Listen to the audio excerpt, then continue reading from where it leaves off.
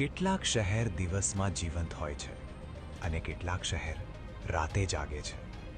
ધર્મનગર દિવસે શાંત દેખાતું શહેર, સાફ રસ્તા, બંધ બારીઓ અને સામાન્ય લાગતી જિંદગીઓ.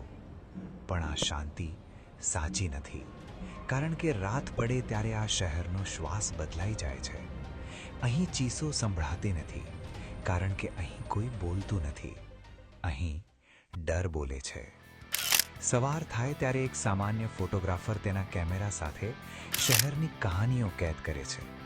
લોકોના ચહેરા, રસ્તાઓની ખામોશી અને દિવાલો પર પડતો પડછાયો. લોકો મને માત્ર ફોટોગ્રાફર સમજે છે, પણ કોઈ જાણતું નથી કે મારી લેન્સ જે જુએ છે એ હંમેશા દેખાતું સત્ય નથી. જેમ જ રાત પડે, હું બદલાઈ જાઉં છું. હાથમાં કેમેરો નથી રહેતો, પણ આંખો ખુલ્લી રહે છે, કારણ કે રાતે હું ફોટા નથી ખેંચતો, હું ન્યાય શોધું છું. કેટલાક ડર અંધકારમાં છુપાતા નથી, તેઓ અંધકાર બનાવે છે. અને જ્યારે ધર્મનગર પર અંધકાર વધુ થાય છે, ત્યારે એક પડછાયો ઊભો થાય છે. હિંસા મારી પસંદગી નથી, પણ જ્યારે કાયદો આંખ બંધ કરી લે, ત્યારે મારું હાથ ખુલે છે. હું બદલો લેવા આવ્યો નથી, હું સજા આપવા આવ્યો નથી, હું ડર બનીને આવ્યો છું.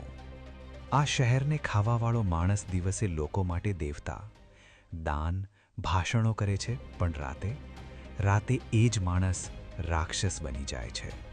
એ જ માણસ જેણે મારા પિતાને મારી નાખ્યા, એ જ માણસ જેણે ધર્મનગરને અંદરથી ડરમાં નાખ્યું. એણે કાયદો ખરીદી લીધો, એણે ડરને વ્યાપાર બનાવ્યો. પણ એક વાત એ ભૂલી ગયો, દરેક યુદ્ધ તલવારથી નથી જીતાતું. કેટલાક યુદ્ધ પડછાયામાં લડવામાં આવે છે. હું એ યુદ્ધ માટે જન્મ્યો છું.